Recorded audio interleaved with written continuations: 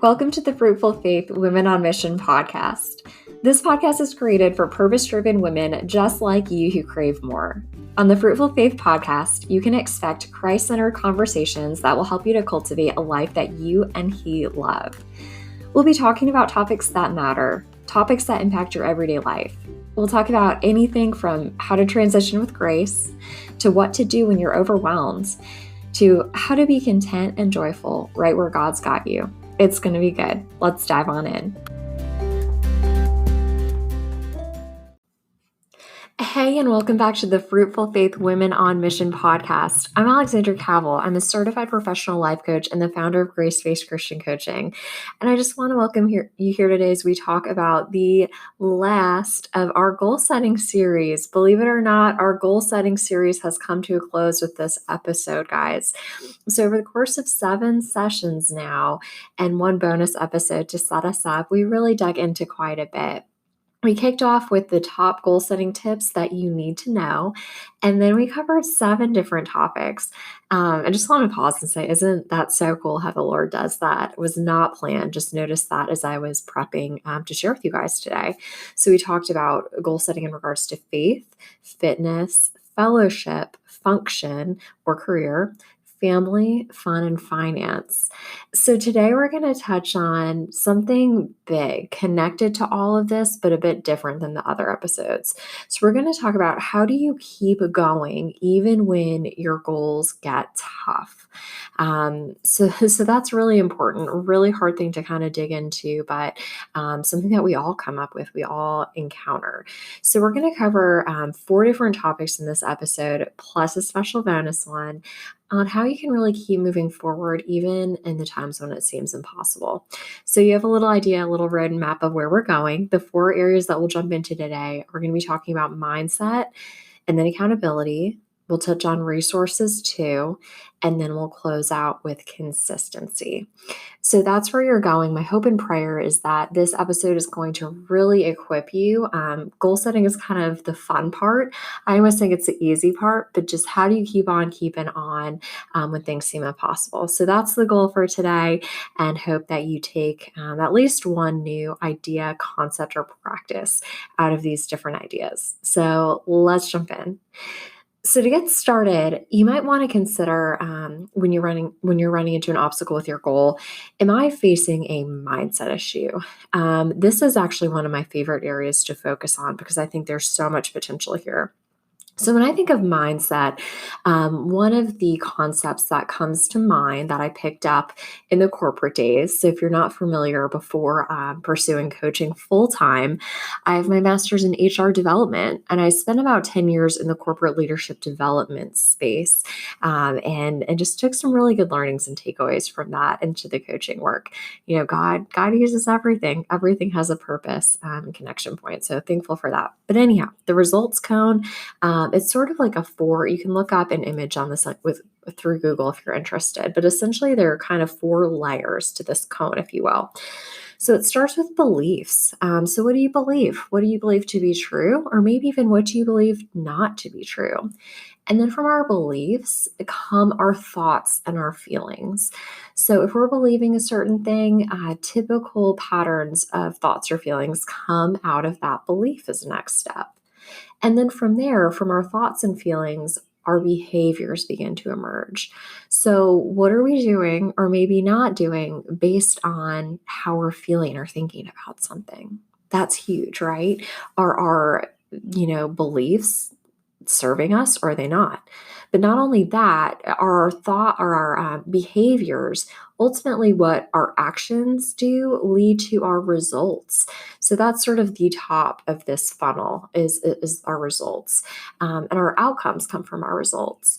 So essentially it's behaviors lead to our thoughts and feelings, which lead to our beliefs lead to our thoughts and feelings, which lead to our behaviors, which lead to our results. So all of that to say that ultimately our results stem from our beliefs. So that's why affirmations are actually so powerful, because it really matters what you are believing in. So, let me ask you this. What belief might you need to let go of? What are you holding on to or continually come back to? Maybe you've done it for decades, that it's time to let go. So think about that for a moment. And then consider, what belief will you bring in? It's not only important to let ones go that are maybe false or untrue, but what is true? What do you want to invite in and welcome in and allow to occupy your precious headspace? And then consider, how are you going to practice that? How are you going to embody, live out this new belief? What will that look like? Will it look like something that you're going to do on a daily or weekly basis? Is it going to look like something you might even want to write regularly or say aloud? How do you want to practice this new belief and actually make it real for you? It's going to be unique to each of us. And then you want to consider, who do you want to share this belief with? So talking about something really takes it outside of ourselves. It gives it life, it gives it legs, it makes it real.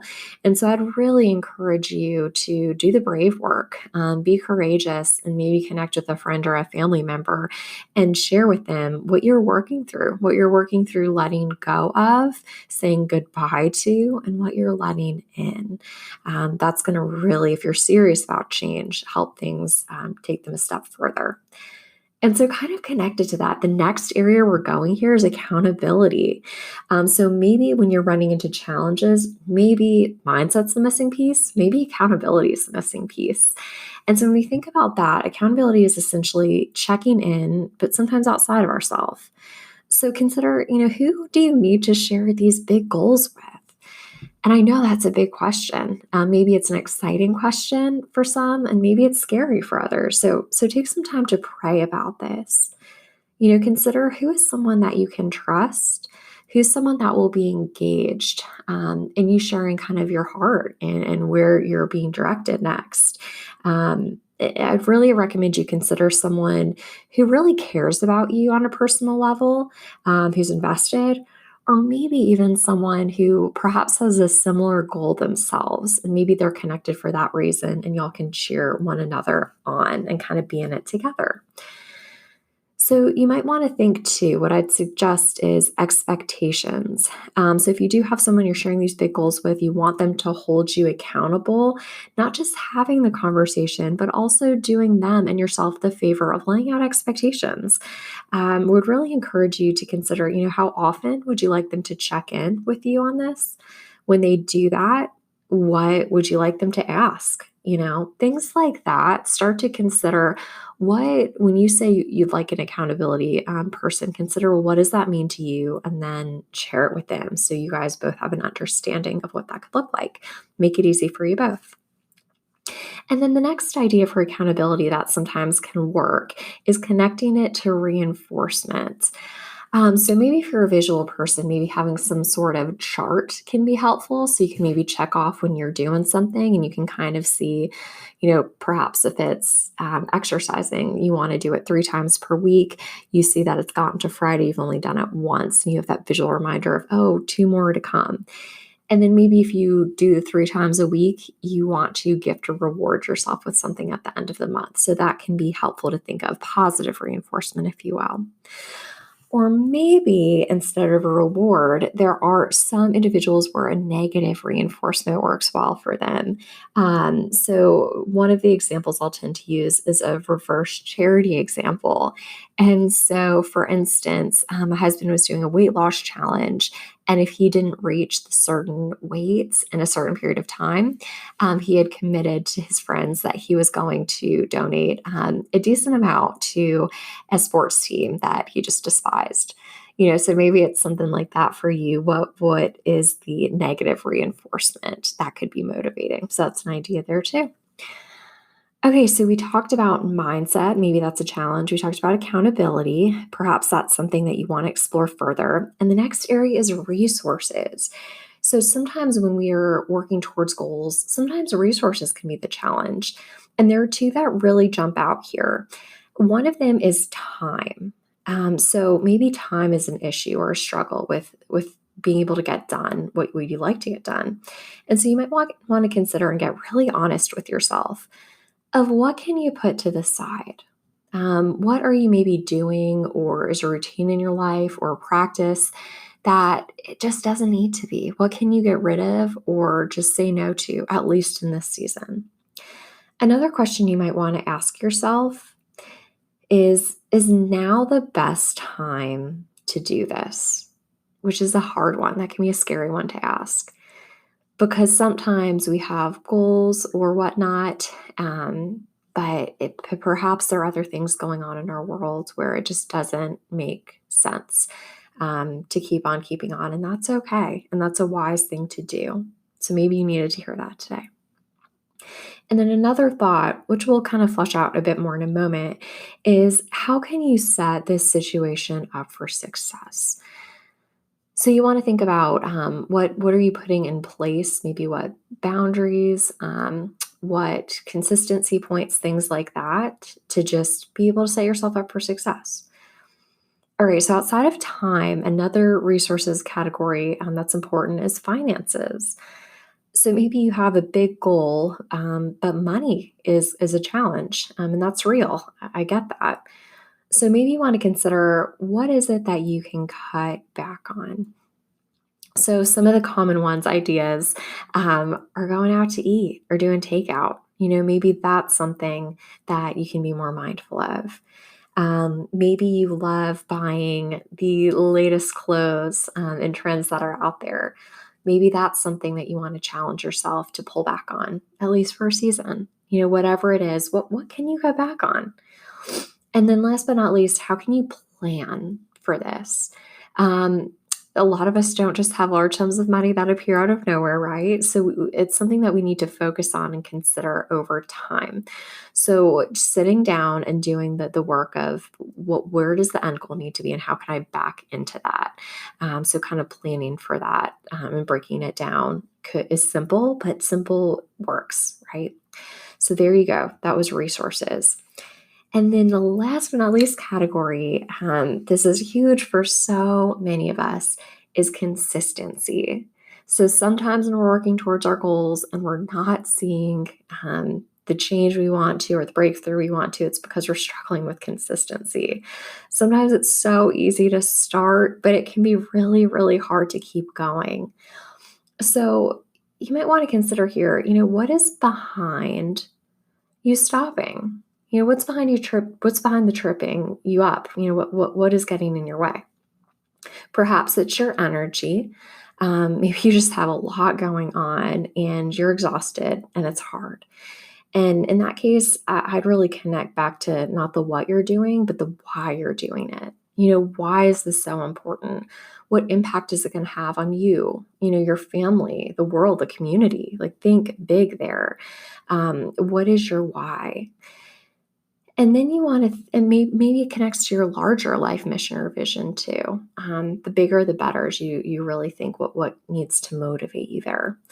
And then sometimes, we were just talking about time, but sometimes that can be a reason behind stopping too. And so you want to think, what can you do with your schedule, right? What can you do with timing? What can you do with prioritization to just make consistency easier? And I'll add, it's not simple isn't always easy, but oftentimes anything worth doing takes effort. And that's okay. A lot of times as we think about maybe even social media, we see other people doing big things and, it seems easy or fast, but so many times that's not the case. They're not sharing the behind the scenes, hard work, hard days, everything that led into it. So just be aware of that and remember that anything worth doing, it takes time, it takes effort, and that's okay. And there's so much growth along the way throughout the process. And then as we think about how can you set yourself up for success with this consistency, so a couple of ideas here is, even just front of mind is critical. So maybe you want to read your Bible more often. So maybe that looks like if you've got 2 floors in your house, having a Bible upstairs, having a Bible downstairs. Maybe that looks like not only having the Bible there, but putting it out so that you're seeing it regularly. And maybe it's not only that, perhaps it's opening it up so that another step has happened. Or maybe it's even having your Bible reading plan sitting right next to it, just doing everything you can to make it easy. If you want to work out more often, perhaps it's planning what classes are you going to take at the start of each week and then actually blocking that in your calendar. Maybe if you want to get better with meal planning and grocery shopping, maybe it looks like you have a little routine. Perhaps on Friday afternoons, you create your meal plan, you put your list together so that when Saturday or Sunday rolls around, you can knock it out. You don't have to start your Saturday morning doing something that maybe feels like it takes a lot of effort for you. So things like that, consistency can so be benefited when you just take some time to pause. Sometimes we in this busy go, go, go day and age, it can be so hard to pause, but pausing is productive. So, what can you do to pause and set yourself up for success? Think about that, identify that, and then take the actions to set up whatever needs to be set up. And then I mentioned we went through the 4 guys. So it was a mindset. Sometimes that trips us up. Sometimes it's accountability. Sometimes it's resources. And sometimes it's consistency. So we talked through those, offered a bit of insight and suggestions. Hopefully something stuck out to you. And then the bonus area to touch on is, have you gone to God, right? It's the bonus, but essentially this is where we need to begin. So I'd encourage you to go to him with your worries and go to him with your concerns. And doing that first, before we go to others, before we're starting to complain, lay it all at his feet. He was good, he is faithful. And when you take the time to get quiet with him, he might reveal something big to you that is going to be so beneficial in this journey. And then maybe you have the confirmation that you're on the right path, but it's hard. And sometimes we can be on the right path and it can still be hard. So it's asking him to give you strength, praying to him to give you guidance and to give you focus along the way. We're not meant to do this journey on our own. He wants to kind of step in the gap for us, and let's let him. And then the other thing to think about is letting him lead. So oftentimes, we've been taught to figure it out ourselves, right? And put in effort and take the first step and have initiative. And those are all good things.